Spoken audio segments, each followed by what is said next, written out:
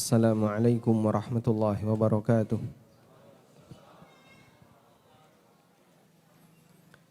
Alhamdulillahi rabbil alamin. Wassalatu wassalamul atammanil akmalani ala al-mab'uthi rahmatan lil alamin.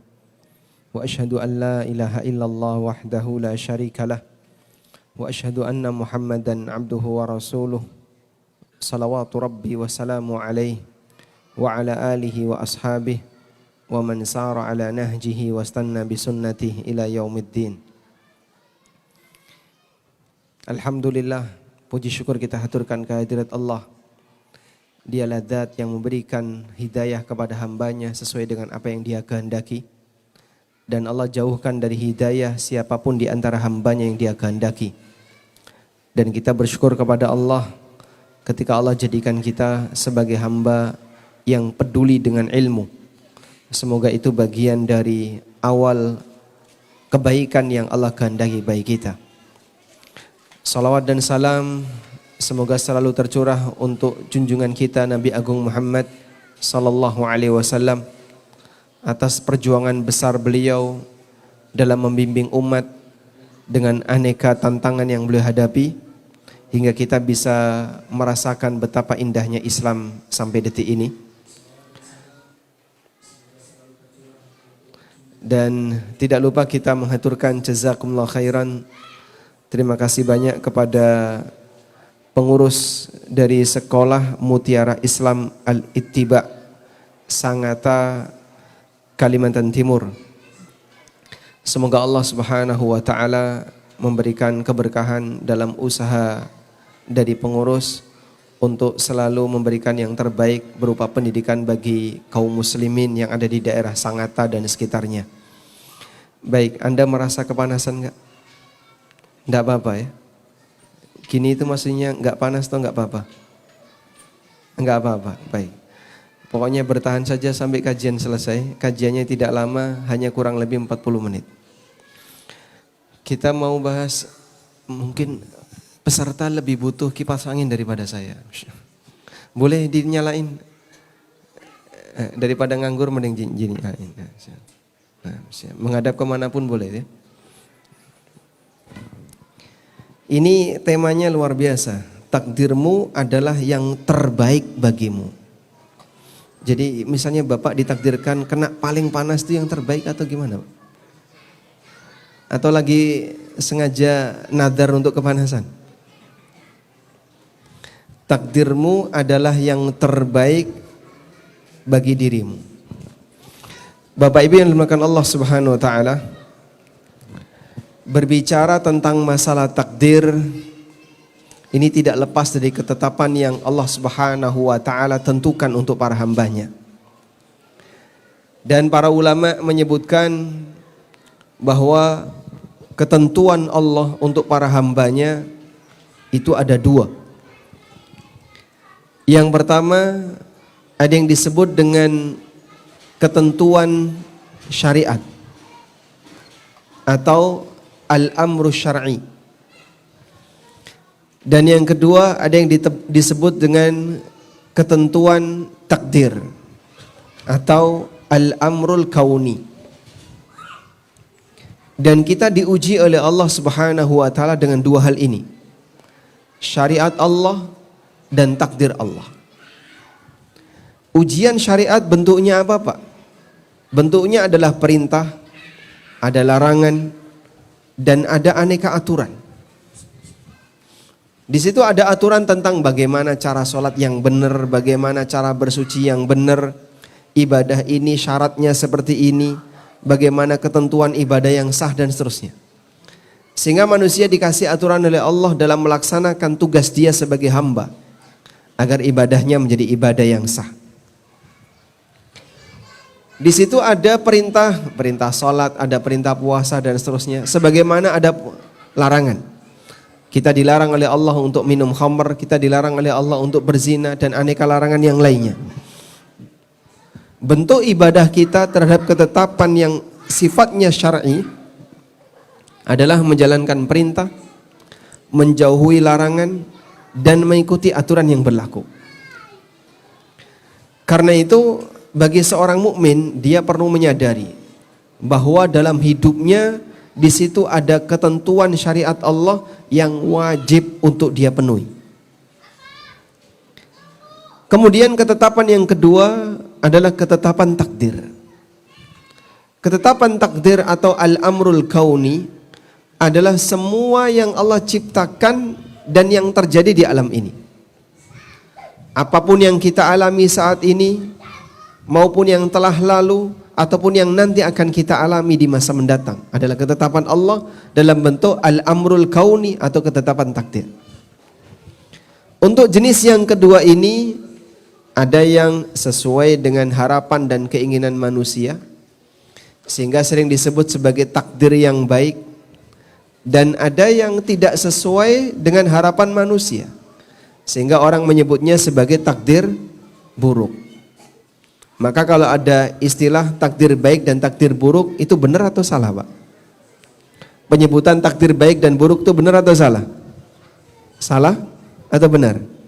Salah. Kenapa salah?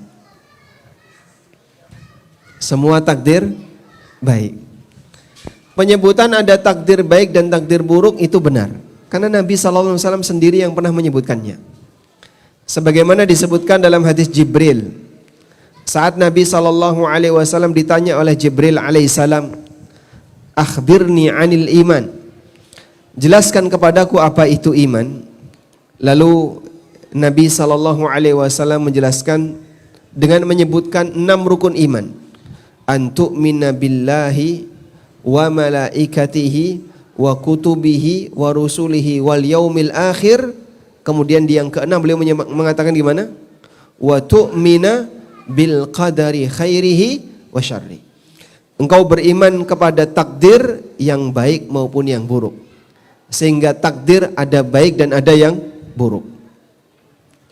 Demikian pula yang pernah diajarkan oleh Nabi SAW dalam doa kunut.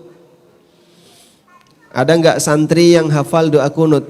Banin, ayyuhal banin, yang hafal doa kunut ada enggak? Angkat tangan. Dapat hadiah.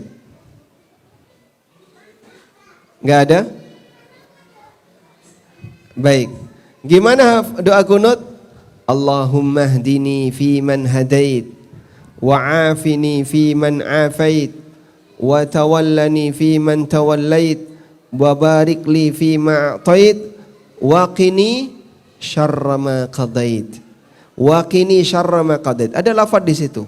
Wa qini syarra ma qadait, dan lindungilah aku dari keburukan apa yang engkau takdirkan. Maka takdir baik dan takdir buruk itu ada. Selanjutnya, bagaimana cara kita memahami takdir baik dan buruk itu? Adanya takdir baik dan buruk itu dilihat dari posisi makhluk yang menerima takdir. Kalau dari dilihat perbuatan Allah Subhanahu wa taala, kalau dilihat dari perbuatan Allah, semua perbuatan Allah itu baik. Tidak ada perbuatan Allah yang buruk. Sebagaimana sabda Nabi SAW, al khairu biyadika wasyarru laisa ilaika. Kebaikan ada di tanganmu ya Allah, dan keburukan tidak boleh dikembalikan kepadamu. Sehingga jika kita kembalikan kepada perbuatan Allah, semua perbuatan Allah itu baik. Tapi berkaitan dengan kondisi makhluk, di sana makhluk ada yang mendapatkan takdir baik dan ada yang mendapatkan takdir buruk.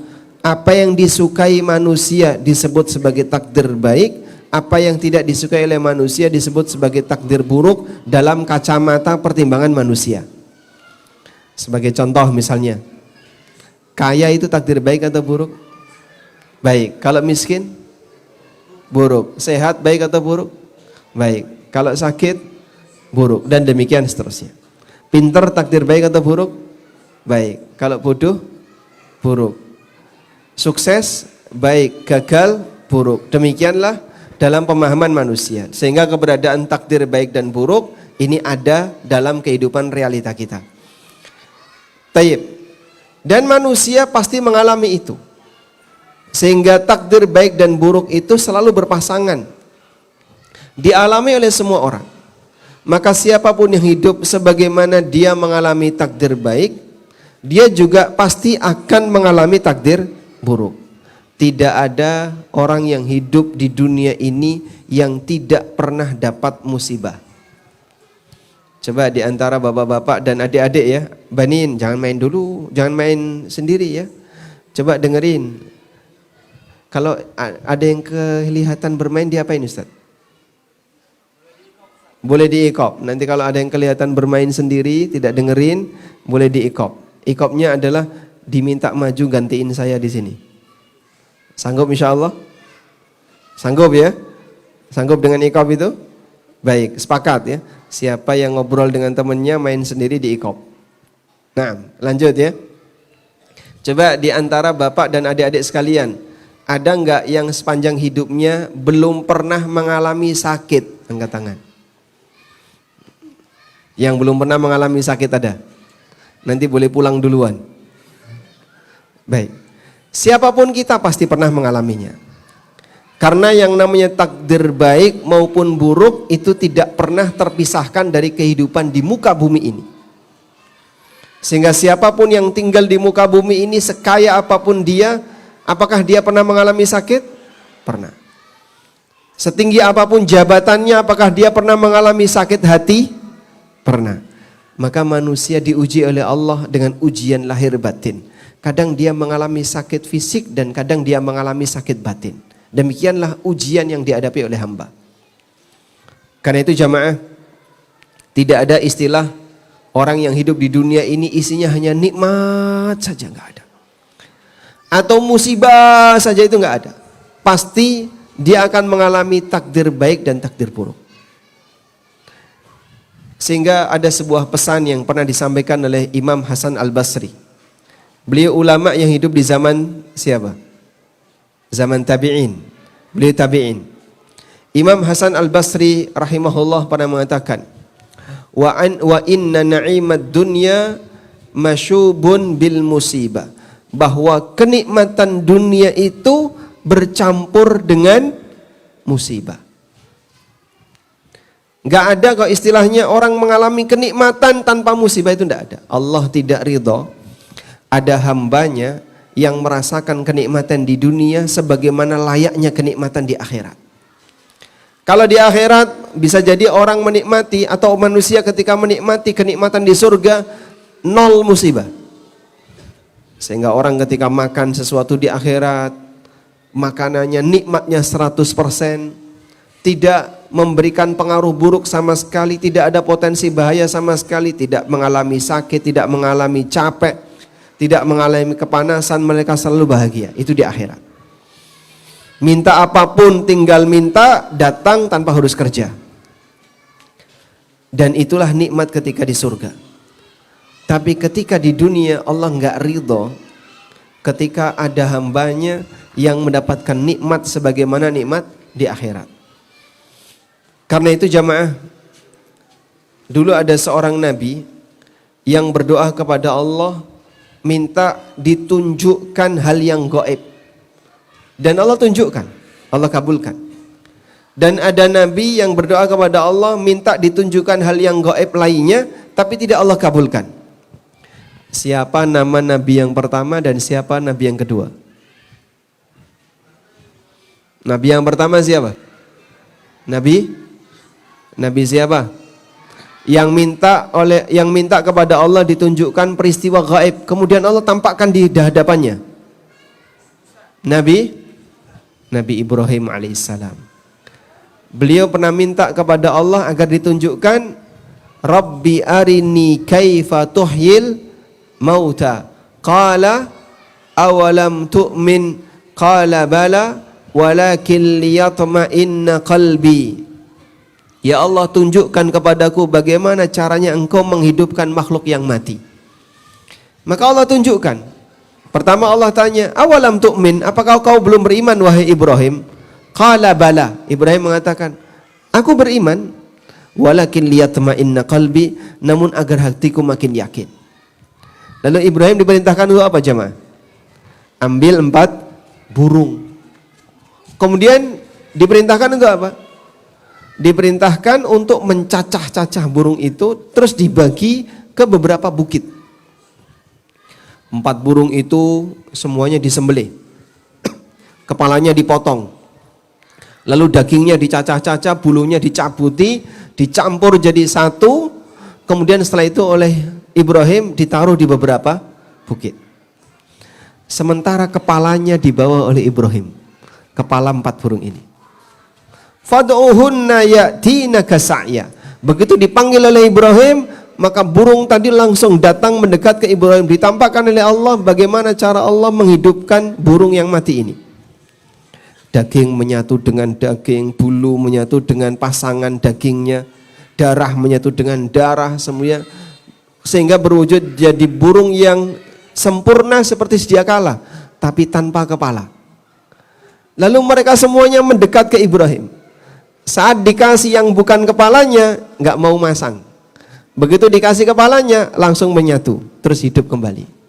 Seperti itulah bagaimana cara Allah Subhanahu wa Ta'ala menghidupkan makhluk yang mati. Sebagian orang bingung, Pak, kalau orang itu mati dimakan buaya, Pak. Habis dimakan buaya, kan jadi kotoran. Kotorannya dimakan ikan, jadi kotoran lagi.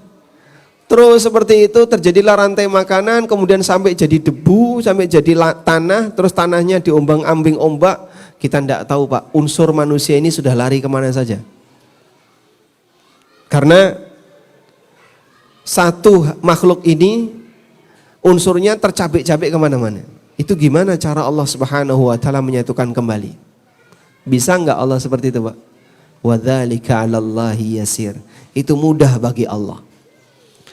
Ada orang musyrikin yang datang kepada Nabi sallallahu alaihi wasallam.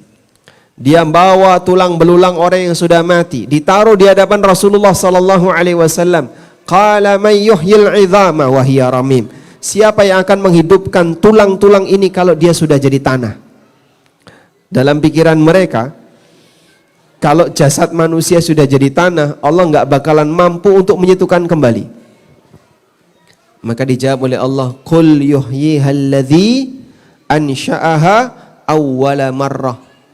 Katakanlah wahai Muhammad, yang menghidupkannya adalah zat yang menghidupkannya pertama kali, zat yang menciptakannya pertama kali. Sebagaimana Allah mampu menciptakan manusia yang sebelumnya tidak ada apa-apa, Allah mampu ciptakan manusia yang sebelumnya hidup lalu dia mati. Wadzalika 'alallahi yasir, dan itu mudah bagi Allah Ta'ala. Baik, ini doa seorang Nabi minta kepada Allah agar ditampakkan kejadian yang gaib lalu ditampakkan oleh Allah. Ada doa Nabi yang minta kepada Allah kejadian yang gaib tapi tidak dikabulkan oleh Allah. Nabi siapa itu? Nabi Musa. Musa minta apa, Pak? Minta apa? Bisa melihat Allah. Musa melihat, Rabbi arini anzur ilaik. Ya Allah, berikan aku kesempatan untuk melihatmu. Qala lan tarani. Kata Allah, engkau tidak akan mampu untuk melihatku. Walakin inzur ilal jabal. Tapi kamu lihat saja ke arah gunung itu. Fa in istaqarra makanahu fasawfa tarani. Kalau gunung itu masih bertahan, nanti kau akan bisa melihatku. Falamma tajalla rabbuhu lil jabali ja'alahu dakkan wa kharra Musa sa'iqa. Ketika Allah menampakkan dirinya di hadapan gunung, maka gunung itu langsung meledak dan Musa melihat gunung pingsan. Masya Allah. Maka manusia melihat Allah selagi ketika dia hidup di dunia mustahil, nggak bisa.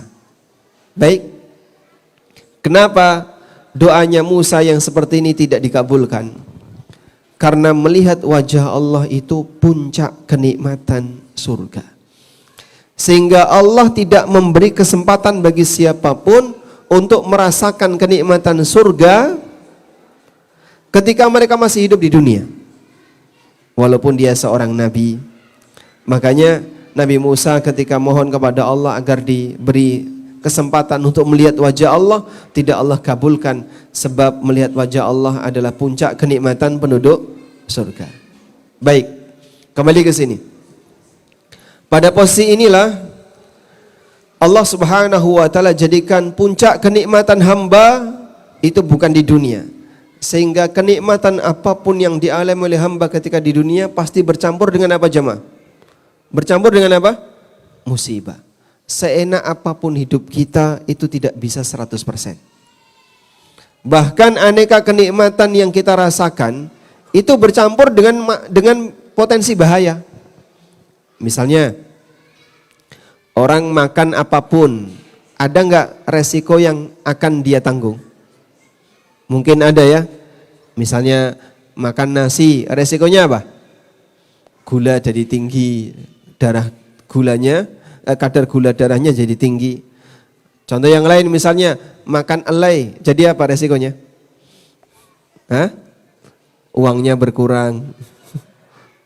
Makan durian, kemahalan. Makan ikan, resikonya apa? Ketusuk duri dan seterusnya. Jadi hamba ketika diberi oleh Allah nikmat di dunia ini, ada potensi musibah di sana. Anda menikmati apapun, di saat yang sama ada potensi musibah. Orang punya kendaraan bagus, ada nggak potensi musibah di situ? Ada. Apa potensinya, Pak? Bisa jadi kendaraannya mengalami kecelakaan sementara dia ada di dalam, sehingga dia mati karena mobil yang dia sayangi. Misalnya mobilnya gerak sendiri, terus dia kegencet mobilnya sehingga dia mati oleh mobil yang dia beli. Ada orang yang bangun rumah bagus sekali, keluar biaya mahal untuk bisa bangun rumah itu. Terus rumahnya ambruk, dia mati di bawahnya. Maka dia mati dengan bangunan yang dia bangun sendiri. Demikianlah kondisi hamba ketika hidup di dunia. Allah Subhanahu wa ta'ala tidak ridha ketika nikmat di dunia ini dirasakan 100%. Baik, maka kita diuji oleh Allah dengan ujian syariat. Bentuknya adalah kamu harus taat dengan perintah, larangan dan aturan Allah. Dan kita diuji oleh Allah dengan ujian takdir. Apa yang kau alami tidak selamanya nikmat. Kalaupun kau dapat nikmat, di situ masih ada potensi musibah.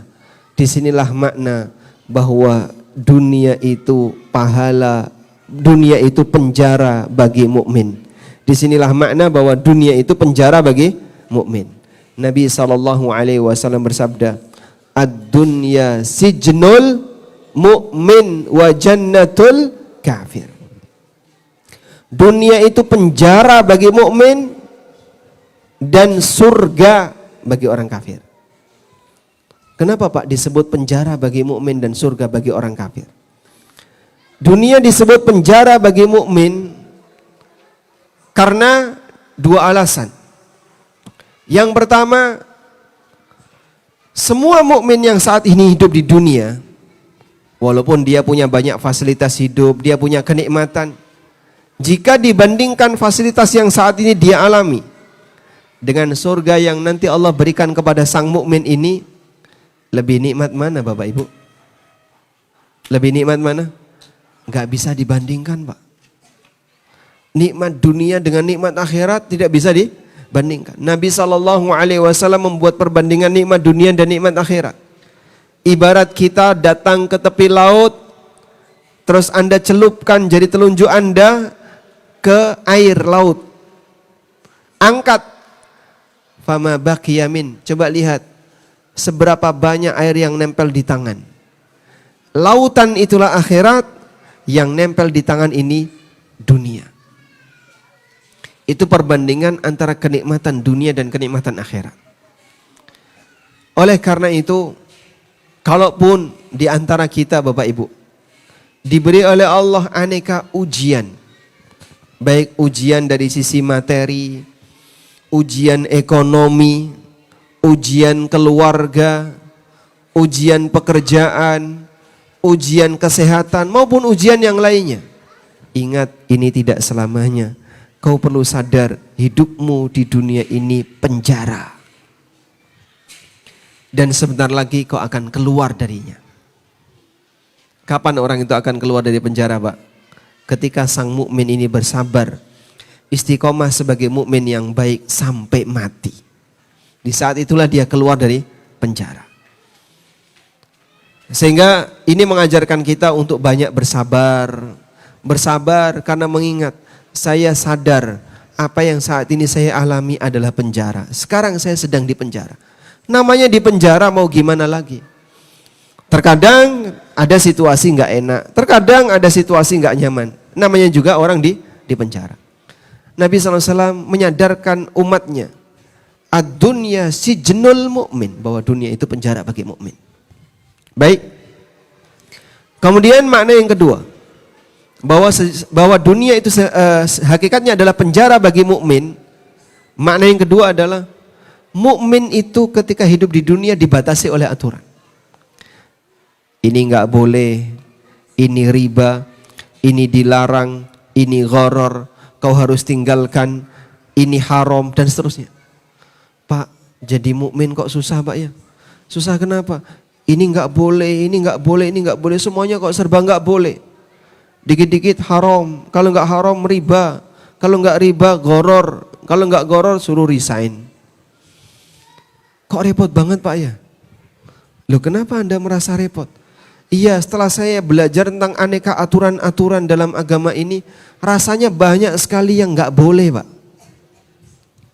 Baik, kalaupun kamu merasakan seperti itu, mohon disadari, bisa jadi sebabnya adalah karena Anda terlalu banyak bersinggungan dengan maksiat, sehingga saat Anda tahu tentang hukum, Anda merasa ada banyak yang dilarang. Maka bersyukurlah kepada Allah ketika Allah Subhanahu wa taala berikan kesadaran kepada Anda sebelum mati. Kan ada sebagian orang ya, yang dia itu kalau disuruh belajar tentang masalah fikih muamalah menghindar. Disuruh belajar tentang fikih ASN menghindar. Di sini ada kajian fikih ASN Ustaz ya? Maujud. Siapa yang ngajar? Ustaz Mukri. Ada Wafi? Huwa ma'ana? Masya Allah. Kajiannya ada di mana itu Ustaz? Besok di Masjid Agung, fikih ASN ya. Masya Allah. Saya baru dapat kabar ya tadi. Dari tempat yang demikian jauh dari Yogyakarta ada kajian rutin fikih ASN. Dengan menggunakan buku fikih ASN dan karyawan itu. Masya Allah, semoga bermanfaat bagi yang lain. Ada nggak orang yang nggak mau nerima kayak gitu Pak? Banyak, dia ketakutan. Saya nggak pengen dengerin kayak gitu. Belum siap saya untuk dengerin seperti itu. Kenapa? Karena dia merasa apa yang dia pelajari bertentangan dengan kepentingan dia. Sehingga dia pedes kalau dengerin haram, dengerin nggak boleh, dosa besar, pedes rasanya. Hatinya nggak kuat ketika dia mendengarkan aneka ceramah yang membahas tentang masalah hal-hal haram dalam hidupnya.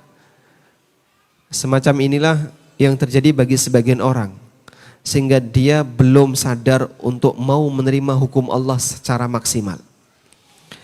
Maka mukmin perlu disadar diri, Anda itu sedang di penjara. Namanya di penjara, dengan di luar penjara, lebih terbatas mana Pak? Saya ulang ya, antara di penjara dengan di luar penjara lebih terbatas mana? Lebih terbatas di penjara. Kenapa? Ada banyak larangan, nggak boleh ini, nggak boleh ini, nggak boleh ini. Di luar penjara, orang masih bisa punya keleluasaan. Tapi ketika di dalam penjara, ada banyak sekali keterbatasan yang akan dihadapi. Karena itu jamaah, saat Anda belajar tentang aneka aturan Allah berkaitan dengan bagaimana cara Anda bermuamalah, tolong sadari dan pahami, kita sekarang sedang di penjara. Namanya di penjara, pasti ada banyak keterbatasan yang akan kita hadapi. Sehingga tolong dipahami, ini nggak boleh, kenapa? Kamu sedang di penjara. Ini dilarang, kamu sedang di penjara. Ini haram, sadari kamu sedang di penjara. Sehingga semuanya penuh dengan keterbatasan. Karena mukmin sedang di penjara. Perasaan seperti itulah yang perlu kita hadirkan. Setiap kali kita menghadapi sesuatu yang tidak kita suka. Ada sebagian misalnya di antara ibu-ibu, Pak, kenapa Islam itu diskriminatif? Maksudnya gimana? Ibu-ibu itu Pak, kasihan Pak. Warisannya udah dapat paling dikit, disuruh taat sama suami, kalau mau keluar harus izin, mau pakai uang suami harus izin, ini harus izin, harus izin, harus ini, harus ini. Repot banget Pak ya. Enak jadi orang laki-laki Pak. Sehingga yang perempuan memandang jadi laki-laki itu enak. Yang laki-laki memandang, enak jadi perempuan ya. Di rumah saja, nggak perlu sholat di masjid, nggak perlu bekerja, dia tidak harus tanggung jawab kalau punya masalah, ringan bebannya dan seterusnya. Sehingga yang laki-laki lihat perempuan merasa enak jadi perempuan, yang perempuan lihat laki-laki merasa enak jadi laki-laki. Itu kalau dalam bahasa Cina namanya wang sinawang. Paham Ustaz? Paham ya? Berarti dari Jawa Ustaz? Oh, lama di Jawa, Masya Allah. Sehingga ketika ada orang mandang orang lain merasa kalau yang dia lihat itu merasa lebih enak. Rumput tetangga lebih kuning. Maka kaum muslimin yang kami hormati, kalaupun kita mengalami situasi seperti itu, tolong disadari, Anda sedang dipenjara. Karena Anda sedang dipenjara, ada hal yang mungkin menurut Anda itu enggak enak. Karena Anda sedang dipenjara, ada hal yang dimana Anda punya keterbatasan. Tapi ingat, ini tidak selamanya. Kenapa tidak selamanya? Ada ujungnya. Kapan ujungnya Pak? Saya sudah tidak betah di sini. Tolong sabar. Ada ujungnya. Ujungnya adalah kematian. Ujian di dunia sifatnya terbatas. Setelah itu kita akan menjalani kematian, lalu masuk ke dalam alam yang tanpa ujung. Di situ kita akan dihisap, kemudian kita mendapatkan balasan. Ada sebuah pesan yang pernah disebutkan oleh Al-Hafidz Ibnu Katsir di tafsirnya. Ketika beliau menafsirkan firman Allah Subhanahu wa taala, la'allakum tatafakkaruna fid dunya wal akhirah. Agar kalian selalu merenungkan isi dari kehidupan dunia dan akhirat. Kemudian kata Al-Hafidz Ibnu Katsir, beliau mengutip keterangan sebagian ulama, fa'lam anna dunya daru bala'in thumma daru fana'in wa annal akhirata daru hisabin thumma daru jazain thumma daru maqamin. Sadarilah bahwa dunia ini adalah negeri ujian. Sebagaimana yang pernah disabdakan Nabi SAW, walam tabqa minad dunya illa bala. Sudah tidak ada lagi yang tersisa dari kehidupan dunia ini selain ujian. Thumma daru fana'in, kemudian nanti semuanya akan fana, semuanya akan binasa. Ujian itu tidak selamanya, ada ujungnya. Kebinasaan kita itulah ujungnya. Sehingga saat seorang hamba itu diuji oleh Allah dengan ujian misalnya kemiskinan, atau ujian penyakit, atau ujian apapun, tidak akan dia alami selamanya. Sampai di titik tertentu ujian itu dicabut oleh Allah, atau di titik tertentu dia mati. Ada ujungnya. Semuanya pasti akan fana. Kemudian dia akan masuk kepada negeri yang isinya hisab. Lalu manusia akan mendapatkan balasan. Dan kemudian di balasan ini sifatnya abadi. Maka bersabarlah kaum muslimin yang saat ini sedang mendapatkan ujian dari Allah Subhanahu wa taala dengan ujian yang tidak nyaman. Itu tidak akan berlangsung untuk selamanya. Di situ ada ujungnya, lalu Anda akan dihisap oleh Allah, kemudian selanjutnya Anda akan mendapatkan dua pilihan, antara bahagia abadi atau sengsara abadi. Kita bersabar untuk tidak enak sesaat agar kita bisa mendapatkan kenikmatan yang abadi di yaumil kiamat. Tayyib. Dari sinilah takdir seorang mukmin tidak ada yang buruk. Karena bagi mukmin pertama mengikuti syariat, ada pahalanya enggak, Pak? Ada pahalanya enggak? Baik. Coba banin ya. Ayuhal banin. Tadi yang sholat asar angkat tangan. Yang enggak angkat tangan enggak sholat. Alhamdulillah. Kalau orang yang sholat asar dapat pahala enggak? Dapat. Jika sholatnya diterima. Aneka ibadah yang kita lakukan capek enggak? Capek. Puasa capek Pak Ustadz. Sholat capek. Baca Quran capek. Tawaf capek, sa'i capek, semua ibadah pasti ada capek. Tapi kelelahan itu bukan hal yang sia-sia apabila seorang mukmin melaksanakannya dengan ikhlas, Allah akan kasih balasan. Selanjutnya, saat orang dapat musibah, misalnya sakit, atau dia ditakdirkan oleh Allah ekonomi lemah, miskin, sehingga kerjanya susah. Kalaupun dia dapat kerjaan berat, capek enggak dengan musibah itu? Capek. Dia lelah dengan sakitnya, dia lelah dengan kerja beratnya, dia lelah dengan hidupnya yang susah, capek. Ibu-ibu misalnya lelah dalam mengasuh anak, lelah dalam mendidik anak, capek. Suaminya kemana? Suami saya pergi keluar kota Pak Ustaz, belum balik-balik, nyari nafkah entah kemana enggak tahu. Tapi alhamdulillah masih ngirimi walaupun secukupnya. Anda capek, capek. Tapi ingat, capek seperti ini tidak sia-sia.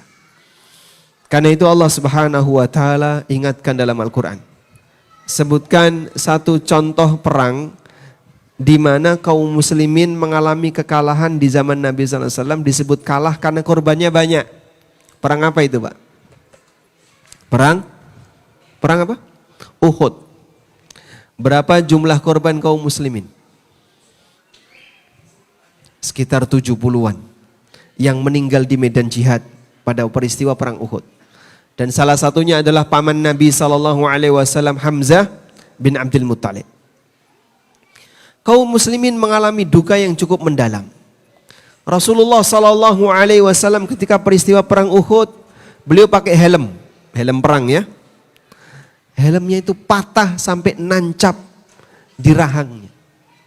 Masya Allah. Anda bisa bayangin ya, kalau nancap di rahang Pak, dengan nancap di kaki, lebih sakit mana Mas? Hah? Ketika wajah ini mengalami luka, sakitnya lebih parah daripada selain wajah. Darah yang keluar makin deras.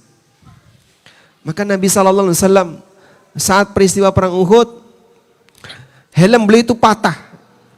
Karena terkena tombak, patah sampai nancap di rahang beliau, sallallahu alaihi wasallam. Dicabut oleh sahabat, pakai tangan nggak bisa.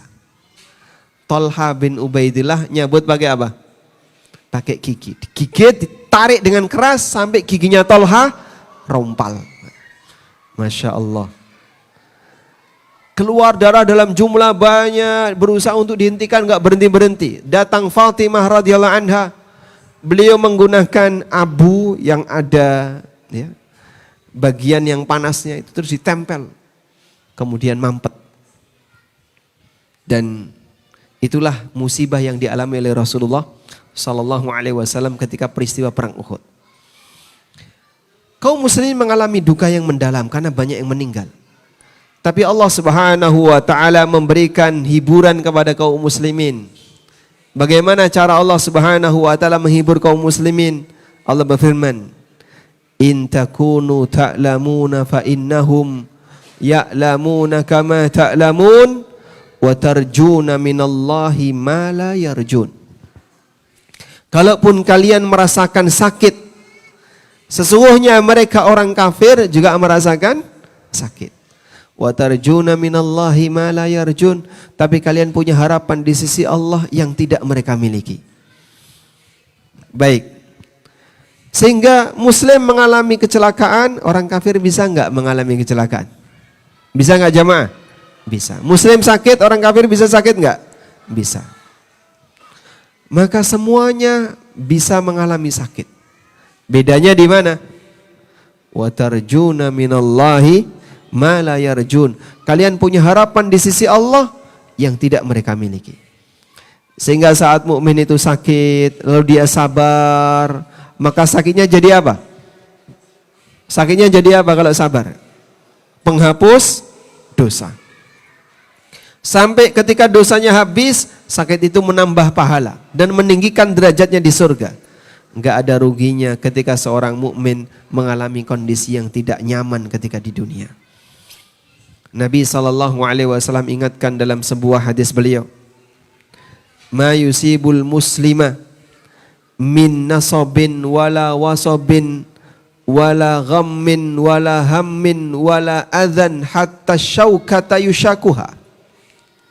Apabila seorang muslim tertimpa rasa sakit, capek, bingung, sedih, resah, sampai duri yang nancap di badannya, illa kafarallahu biha khatayahu, kecuali Allah akan jadikan semua itu sebagai kafarah yang akan menghapus dosa-dosanya. Masya Allah.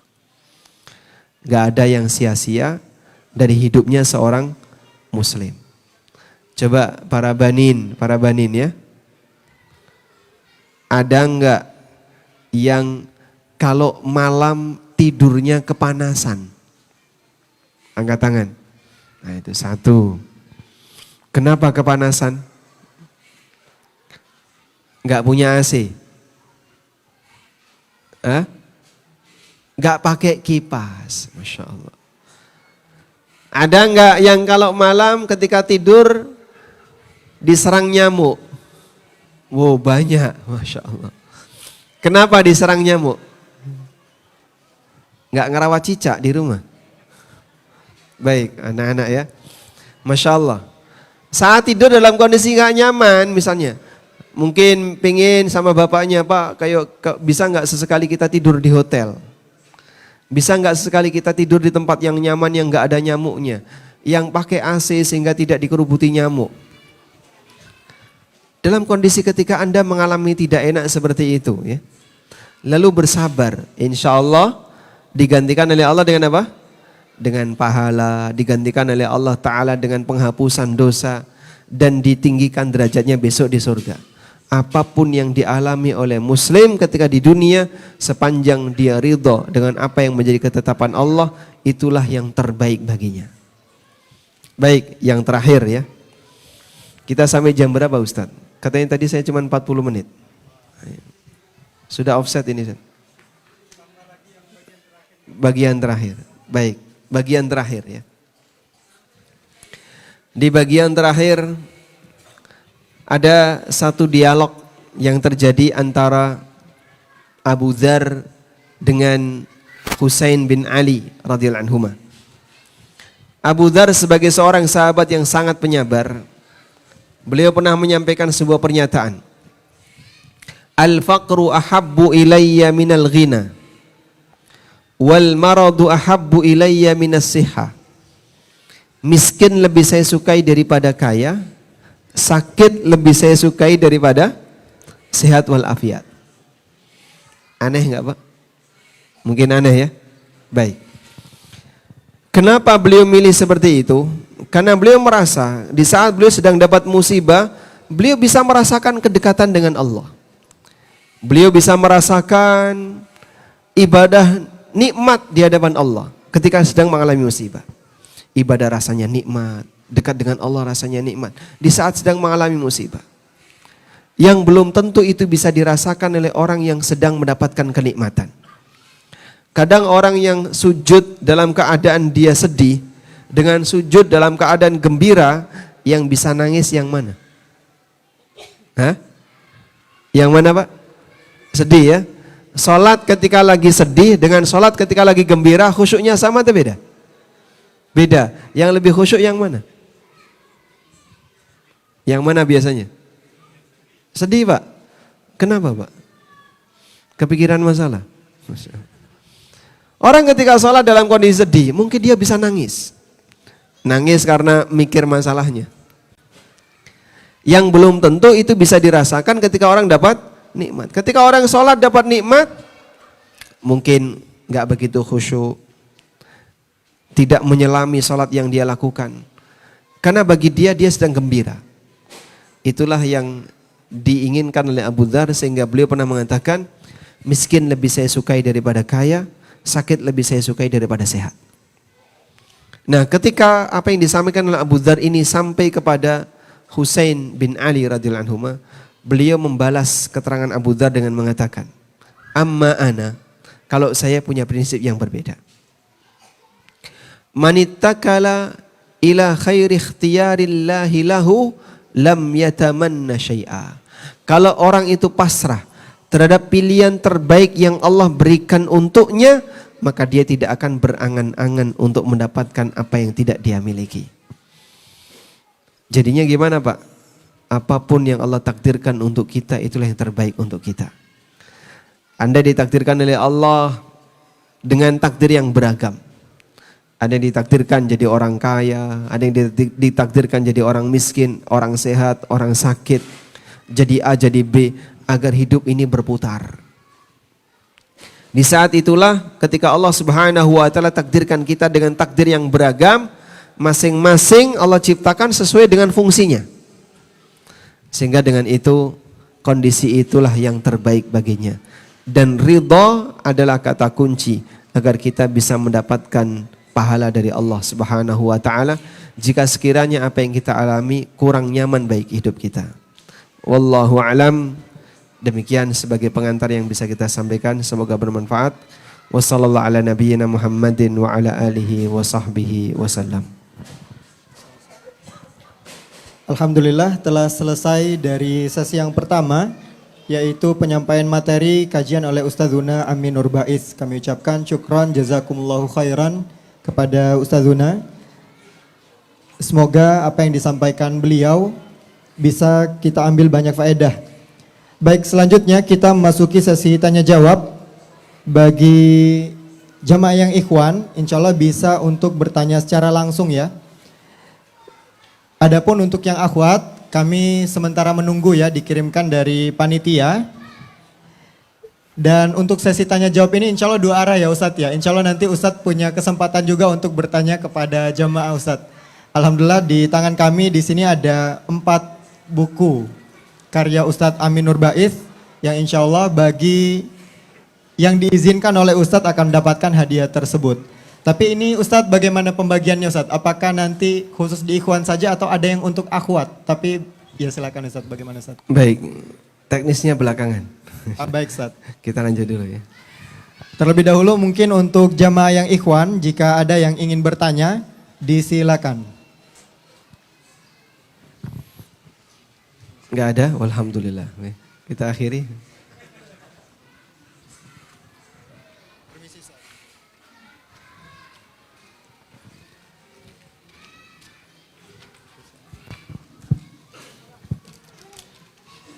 Bismillahirrahmanirrahim. Assalamualaikum Ustaz. Waalaikumsalam warahmatullahi wabarakatuh. Jazakumullah khairan. Semoga Ustaz Amni senantiasa diberi kemudahan, kelancaran serta perlindungan oleh Allah Subhanahu wa taala dimanapun antum berada. Amin walakum bimithlin. Izin bertanya Ustaz, terkait masalah tanda tangan perjanjian di tanda tangan ketika kita akan bekerja di sebuah perusahaan Ustaz. Ini kok tentang muamalah? Mumpung Ustaz. Enggak ada tentang takdir? Belum Ustaz. Oh, belum. Baik. Insya Allah nanti malam lebih longgar ya Pak Ridwan ya. Nanti malam tentang masalah muamalah. Baik, ini satu saja dulu. Izin bertanya Ustaz. Jadi di sebuah perusahaan itu ada membuat sebuah perjanjian di mana setiap karyawan wajib mengikuti peraturan di perusahaan dan peraturan di peraturan di tempat proyek yang lain. Jadi perusahaan ini memiliki setidaknya ada 18 lokasi proyek di mana ketika kita masuk ke perusahaan tersebut, ketika kita misalkan pindah ke proyek A di Sulawesi gitu, nah dia ada peraturan sendiri. Jika seperti itu bagaimana hukumnya Ustaz? Tapi dia sepakat di awal ketika MOU itu ada klausul demikian. Ada Ustaz? Ada ya. Jadi dia harus mentaati peraturan perusahaan secara umum dan nanti kalau ditempatkan di tempat yang lain dia harus mengikuti peraturan di tempat itu. Baik, ya maka mengikat dua-duanya sebagaimana yang sudah dia sepakati. Sehingga saat dia tanda tangan klausul itu, maka dia berstatus sebagai orang yang telah sepakat dengan peraturan yang dicantumkan di klausul itu. Baik peraturan di tempat kerja dia saat ini maupun nanti ketika dia dipindahkan ke tempat yang lain. Begitu? Nah, Nabi SAW mengatakan, Al-muslimuna ala syurutihim, bahwa setiap muslim wajib memenuhi peraturan atau kesepakatan yang telah dia tanda tangani. Nah, Masya Allah, barakallahu fikum Ustaz. Ini kemudian anak sampaikan pertanyaan dari yang akhwat Ustaz. Assalamualaikum warahmatullahi wabarakatuh. Waalaikumsalam warahmatullahi wabarakatuh. Ahsanallahu ilaikum ya Ustaz. Semoga Ustaz diberikan kesehatan. Amin walakum bimithlin. Izin bertanya, apakah doa bisa merubah takdir ya Ustaz? Ya, itu pertanyaannya Ustaz. Ada yang bertanya apakah doa bisa mengubah takdir. Ini termasuk di antara pertanyaan yang cukup sering disampaikan ketika kita sedang membahas masalah takdir. Baik. Ada sebuah riwayat yang menyebutkan innahu la yaruddul qadar illa du'a. Bahwa tidak ada yang bisa menolak takdir kecuali doa. Apa makna dari kalimat ini? Ada dua pendekatan yang disampaikan oleh para ulama. Pendekatan yang pertama, bahwa yang dimaksud mengubah takdir di situ adalah mengubah takdir dalam pemahaman manusia atau dalam perasaan, menurut perasaan manusia. Maksudnya gimana Pak? Maksudnya kayak gini, ada orang yang sakit atau orang yang miskin misalnya. Lalu dia banyak berdoa kepada Allah, mohon kepada Allah agar sehat, diberi kesehatan, diberi kesehatan. Kemudian Allah kabulkan doa itu. Maka seolah-olah dalam pemahaman dia, sakit yang sedang dia alami tertolak dengan doa yang dia baca. Sehingga dia merasa bahwa doa ini yang mengubah takdir dia. Dari yang sebelumnya sakit menjadi sehat. Bisa dipahami ini? Baik. Sehingga dalam pemahaman manusia, seolah-olah doa itu yang mengubah kondisi dia dari yang sebelumnya sakit menjadi sehat. Ini makna yang pertama. Makna yang kedua, bahwa tidak ada yang bisa mengubah takdir kecuali doa. Maksudnya adalah ketika seorang hamba itu rajin berdoa kepada Allah, Allah kuasa untuk mengubah takdir dia. Loh kok bisa Pak mengubah takdirnya? Karena takdir itu bertingkat. Ada takdir yang tercatat di Lauhul Mahfud. Kapan Allah catat takdir itu? 50.000 tahun sebelum Allah menciptakan langit dan bumi. Ini takdir di Lauhul Mahfud. Yang kedua, ada takdir yang Allah tetapkan bagi hamba ketika dia sedang berada di dalam rahim ibunya. Dia jadi janin. Di usia berapa? 4 bulan. Yang kata Nabi SAW ketika sudah usia 4 bulan, "Tsumma yursalu ilaihil malak wa ya'muru bi arba'i kalimatin." Kemudian diutuslah seorang malaikat dan Allah perintahkan dia untuk menetapkan 4 catatan takdir. Bikat birizkihi wa ajalihi wa amalihi wa syakiyun am sa'id. Takdir tentang rizkinya, takdir tentang ajalnya, takdir tentang amalnya, dan yang keempat apakah dia nanti jadi orang bahagia ataukah celaka. 4 takdir ini. Sudah? Sehingga di posisi takdir yang Allah tetapkan pada janin, ada enggak makhluk yang sudah mengetahuinya? Ada enggak makhluk yang sudah mengetahuinya? Ada. Siapa? Malaikat itu.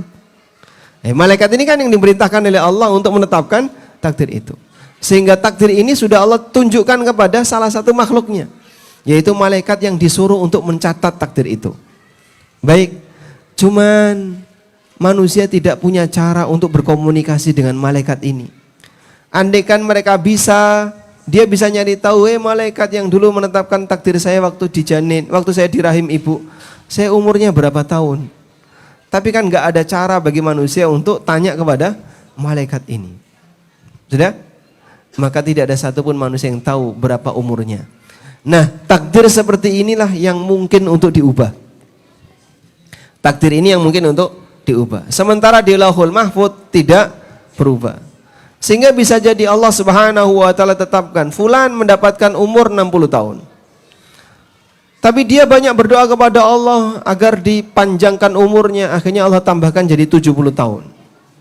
Sehingga si fulan, si A ini catatan takdirnya saat di rahim ibunya 60 tahun, lalu ditambahkan jadi 70. Tapi tercatat di Lauhul Mahfud, fulan tertulis 60 tahun oleh malaikat, lalu ditambahkan karena dia rajin berdoa kemudian ditambahkan jadi 70. Berarti ada perubahan nggak di Lauhul Mahfuz? Tidak ada. Doa itu juga bagian dari takdir. Orang ini berdoa juga bagian dari takdir. Intinya tidak akan ada yang bisa keluar dari takdir. Terus kenapa kita berdoa, Pak? Sama halnya ketika kita berusaha. Kita mencari yang terbaik dengan dua cara. Pertama, berusaha secara fisik. Yang kedua, minta kepada Allah agar apa yang kita inginkan terwujud. Itu bagian dari usaha. Usaha fisik dan usaha doa. Karena kita tidak tahu ke depan akan ada apa, maka mintalah kepada Allah semoga Allah memberi yang terbaik. Wallahu alam. Syukran Ustaz, barakallahu fikum. Kemudian untuk pertanyaan berikutnya dari Ikhwan, kami mohon agar pertanyaan tetap relevan dengan tema kajian kita, takdirmu adalah yang terbaik, dan disampaikan secara singkat dan jelas. Dari yang Ikhwan, tadi sudah ada yang angkat tangan.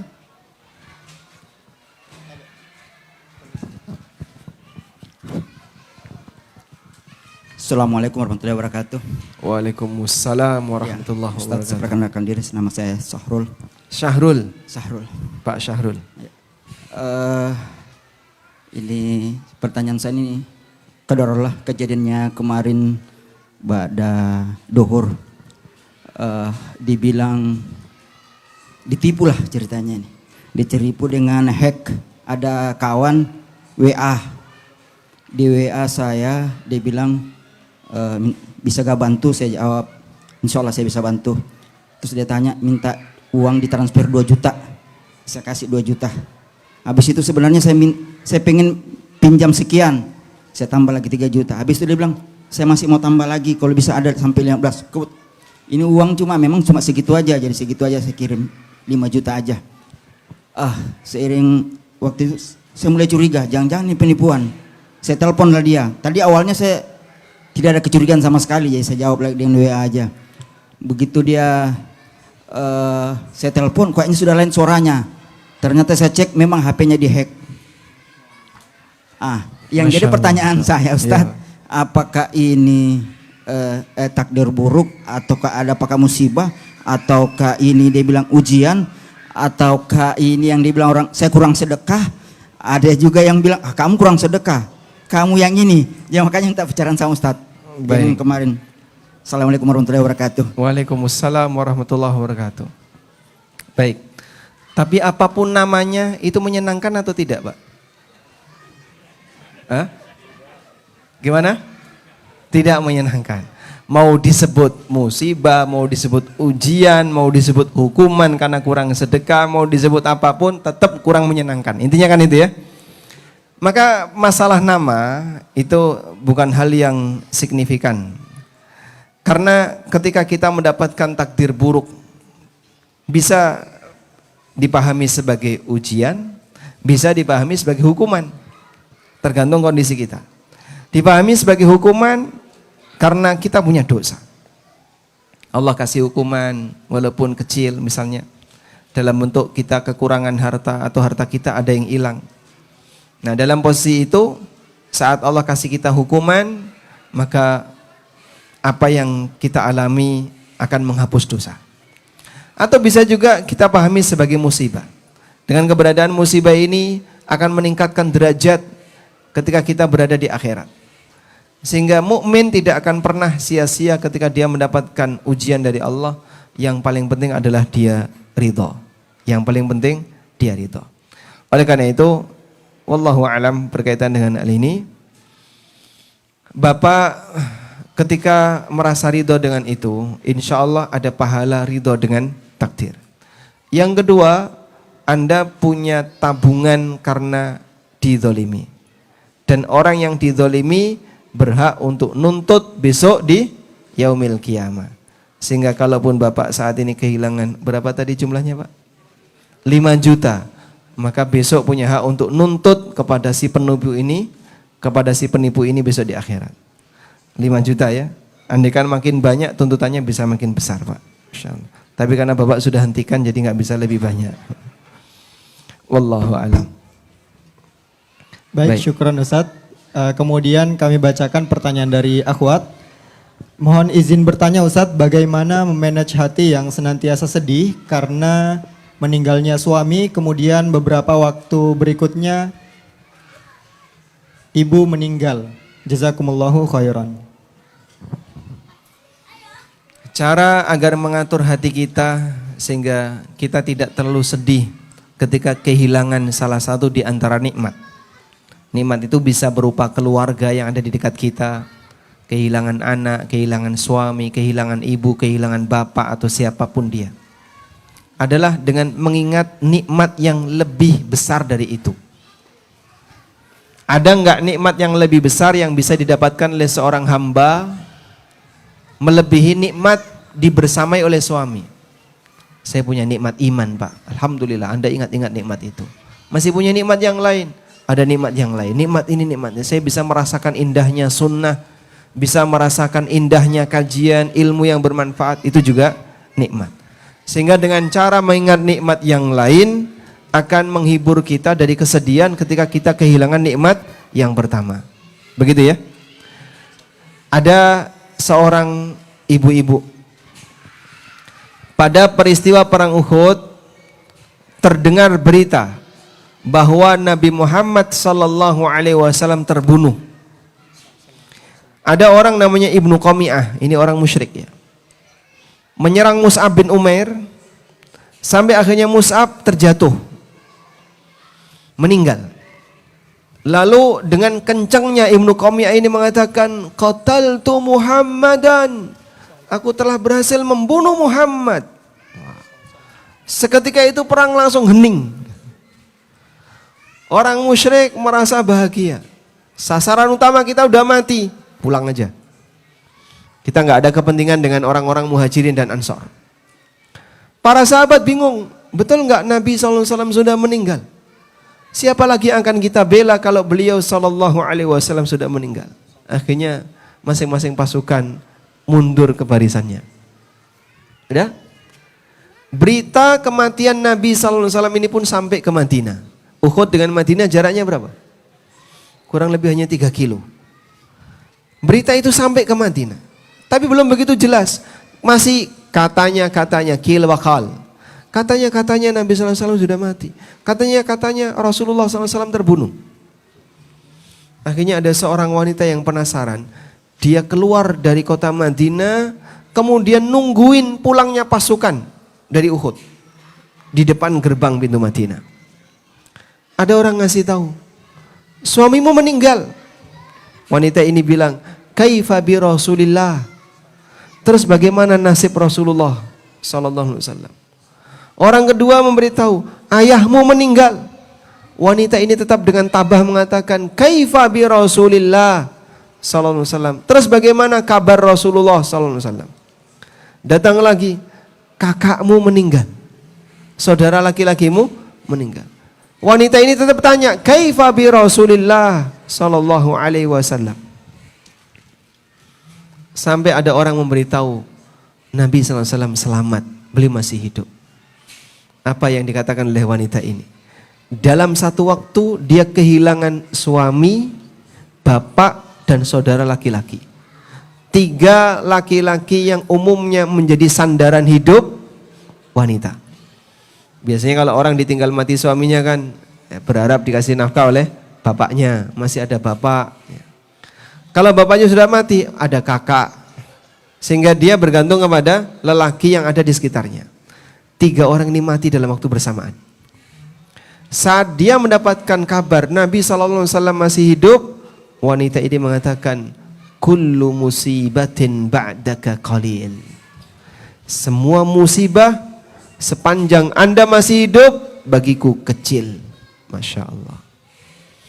Maka kalau misalnya ya, Anda ditinggal wafat oleh suami, lalu Anda merasa, saya masih punya iman, saya masih punya ini, saya masih punya ini. Kemudian Anda dengan sadar menyatakan, semua musibah yang Allah berikan kepadaku, sepanjang imanku tidak hilang, semoga itu kecil bagiku.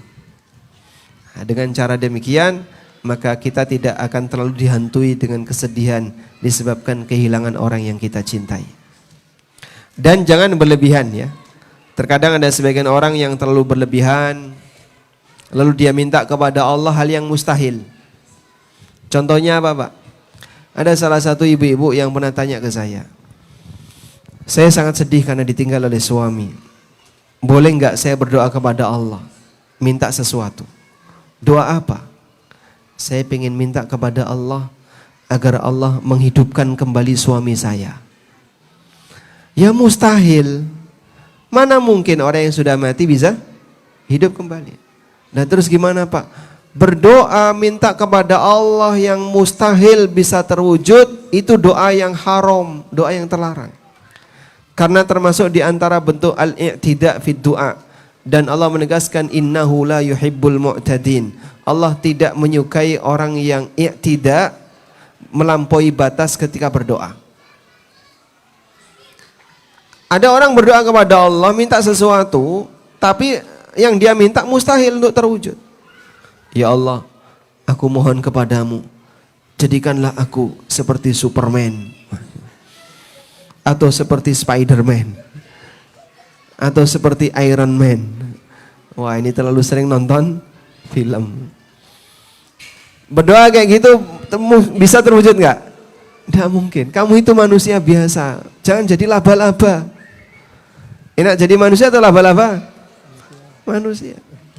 Kamu manusia yang normal, jangan jadi manusia besi. Sehingga semua itu doa yang karena mustahil nggak boleh untuk dibaca. Atau misalnya ya Allah jadikanlah aku seorang nabi, ya tidak mungkin karena tidak ada nabi setelah Nabi Muhammad SAW. Maka meminta kepada Allah dengan permintaan yang berlebihan ini menandakan bahwa yang bersangkutan tidak ridho dengan ketetapan Allah Subhanahu wa taala. Wallahu alam. Masya Allah, barakallahu fikum ya Ustaz. Baik, kemudian sebelum dari ikhwan yang bertanya, kami silakan untuk Ustadz yang menyampaikan pertanyaan untuk jemaah. Dan insya Allah sekali lagi ada hadiah buku ya, karya Ustadz Amin Nur Baiz sebagai hadiah. Baik, jemaah udah siap ditanya? Angkat tangan dulu, siapa yang siap angkat tangan? Angkat tangan. Sudah ada yang angkat tangan di belakang. Baik, belakang, berdiri silakan. Yang angkat tangan silakan berdiri. Kasih mikrofonnya ya. Sudah siap dengan pertanyaannya Bapak? Bismillah, insyaallah Ustaz. Baik, pertanyaannya. Namanya siapa Pak? Risman Ustaz. Siapa? Risman. Risma, dapat hadiah. Alhamdulillah. Ya pertanyaannya kan siapa namanya, sudah. Dapat hadiah. Tamam? Tamam, insyaallah dapat hadiah. Masya Allah, dapat Fadhal, hadiah. silakan. Sudah dapat satu yang di ikhwan ya. Ya, Pertanyaan silakan. kedua. Yang untuk kedua, yang ada yang mau ikhwan. angkat tangan? Pertanyaannya mudah loh ini. Ada yang mau angkat tangan? Enggak ada, baik. Pertanyaannya. Pertanyaannya. Siapa nama orang musyrik yang membunuh Mus'ab bin Umair? Siapa? Ibnu Qami'ah. Masya Allah. Baik, dapat hadiah. Masya Allah, barakallahu fikum. Nama aslinya siapa Ibnu Qami'ah ini? Belum tahu? Enggak di googling? Oh, baik. Dapat hadiah. Sepertinya untuk di ikhwan hanya dua saja ya Ustadz. Oh, ya? dua saja. Naam. Masih Sisa tersisa berapa? bukunya ada dua. 3. Oh, Masih 3. Ada 3. Masih 3. Mungkin satu untuk Banin ya Ustadz ya. Pertanyaan untuk Banin. Oh, Kalau ada baik. yang bisa jawab nanti insya Allah ada satu untuk Banin. Kemudian 2-nya mungkin untuk akhwat. Adapun untuk di akhwat, kami minta tolong untuk panitia yang mengadakan sesi tanya jawabnya ya. Jadi antara panitia dengan hadirat akhwat Ustadz. Naam. Siap. Untuk Banin, udah siap? Angkat tangan bagi yang bisa jawab ya. Pertanyaannya. Siapa nama paman Nabi SAW yang meninggal ketika peristiwa perang Uhud? Siapa duluan tadi? Yang duluan siapa? Yang duluan siapa Ustadz tanya? Di depan ini ada Ustadz, belakang. Baik, siapa yang menerima mikrofon dia pemenangnya. Siapa namanya? Hamzah bin Abdul Muthalib. Hamzah bin Abdul. Muthalib. Siapa nama aslinya? Oh. Nama aslinya Hamzah bin Abdul Muthalib siapa namanya? Nama aslinya Hamzah, ya, Masya Allah. Dapat tadi ya. Insyaallah barakallahu fikum. Ya. Kemudian berikutnya dibuka kembali untuk pertanyaan dari yang Ikhwan. Afwan, tadi di sebelah sana Anda masih ingat udah angkat tangan tadi ya? Afwan, permisi, Afwan. Tabe. Permisi. Afwan. Assalamualaikum warahmatullahi wabarakatuh.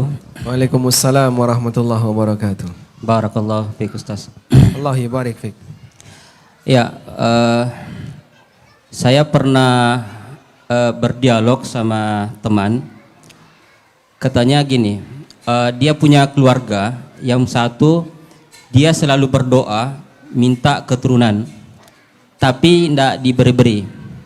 Kemudian yang keluarga yang satu dia minta jodoh juga tidak dapat-dapat. Akhirnya mereka mendatangi suatu tempat yang dianggap keramat. Setelah dari sana sebulan kemudian ibu yang minta keturunan itu akhirnya hamil dan keluarganya yang gak dapat jodoh akhirnya dapat pasangan. Nah, pertanyaan saya Ustaz, yang pertama bagaimana kita menyikapi hal yang seperti ini? Kemudian yang kedua, apakah ini termasuk bagian takdir baik dari yang nggak pernah dapat akhirnya dengan sebab suatu tempat yang didatangi itu akhirnya dapat? Barakallahu Ustaz. Baik. Kita sepakat bahwa berdoa kepada selain Allah itu kriminal dalam Islam. Karena praktek seperti ini perbuatan syirik. Allah Subhanahu wa taala berfirman, "Wa annal masajida lillah fala tad'u min dunihi ahada." Sesungguhnya masjid itu milik Allah, maka janganlah kalian berdoa kepada selain Allah siapapun. Kepada siapapun selain Allah. Selanjutnya, apabila ada orang yang mendatangi tempat yang keramat dan dia berdoa kepada Allah di tempat itu dengan keyakinan bahwa ada arwah di tempat keramat ini yang akan mengantarkan doanya, ini juga masuk kategori syirik akbar. Saya ulang ya, ada orang yang dia datang ke tempat keramat lalu dia meminta kepada penghuni tempat keramat itu. Meskipun yang dia yakini yang mengabulkan itu Allah, bukan dia. Tapi dia ini mengantarkan doanya kepada Allah. Ini juga bisa menyebabkan syirik besar. Apa dalilnya, Pak? Allah Subhanahu wa taala berfirman di surat Yunus, "Wa ya'buduna min dunillah ma la yanfa'uhum wa la yadurruhum wa yaquluna haula'i syufa'auna 'indallah." Mereka berdoa kepada selain Allah yang tidak bisa memberikan manfaat maupun madarat. Saat mereka ditanya, "Kenapa kamu melakukan seperti ini?" Jawaban mereka adalah, "Haula'i syufa'auna 'indallah." Apa yang kami minta itu akan memberi syafaat kami di sisi Allah. Memberi syafaat dalam arti yang akan mengantarkan doanya kepada Allah. Dan itu praktek kesyirikan musyrikin jahiliyah. Ya? Yang ketiga, dia berdoa di situ langsung minta kepada Allah, bukan minta kepada penghuni keramat ini, tapi dia minta langsung kepada Allah. Dengan keyakinan bahwa doa di sini mustajab. Nah, kalau ini nggak sampai syirik akbar, tapi perbuatan kesalahan. Karena tempat mustajab itu sudah ditetapkan oleh Allah. Tempat yang dicintai oleh Allah seperti masjid, seperti di Bukit Sofa, Marwah, di Arafah ketika orang sedang wukuf dan seterusnya. Di tempat-tempat itulah doa itu mustajab. Baik. Sementara di tempat yang lain jangan diyakini mustajab kalau nggak ada dalil. Oleh sebab itu dalam hal ini maka kita tidak boleh meyakini sebuah tempat itu mustajab dipakai doa kalau tidak ada dalil. Nah, Jika yang ini yang dilakukan, maka dia hanya melakukan perbuatan yang salah, tapi tidak sampai pada tingkatan kesyirikan. Sudah? Terus gimana Pak kalau misalnya doanya mustajab? Jangankan yang seperti itu, ada orang minta ke berhala, doanya diijabahi, mungkin nggak? Mungkin. Bahkan ada banyak sekali misalnya orang non-muslim yang minta kepada Tuhan-Tuhan mereka, dewa-dewa mereka, terus diijabahi oleh Allah. Mungkin? Mungkin. Karena kita yakin tidak akan ada yang bisa memberikan apa yang dia minta kecuali Allah. Pak, dia minta anak kepada berhala, itu dikasih anak. Dia minta jodoh ke berhala, dikasih jodoh. Ada yang minta rezeki, dikasih tambahan uang banyak. Padahal yang dia minta berhala, kok bisa Pak? Apakah berhala itu bisa mengabulkan doa? Tidak. Terus kok bisa? Allah yang mengabulkan doanya walaupun dia salah. Dan itulah yang disebut dengan istidraj. Istidraj dalam bahasa Sangatta artinya apa itu? Dilulu, ya. Diujo, ya. Orang mengalami istidraj ketika dia dibiarkan oleh Allah dengan dikasih fasilitas oleh Allah dalam keadaan dia berbuat maksiat. Sanastadrijuhum min haitsu la ya'lamun wa umli lahum inna kaidi matin. Aku berikan istidraj kepada mereka min haitsu la ya'lamun, dalam kondisi mereka enggak sadar. Wa umli lahum, aku biarkan mereka inna kaidi matin. Sesungguhnya tipu dayaku itu kuat. Sehingga orang enggak sadar kalau sebenarnya dia sedang ditipu oleh keadaan. Maka dia pun makin yakin, akhirnya dia tularkan ke yang lain. Sehingga dia menjadi da'i maksiat. Ngajak orang untuk apa?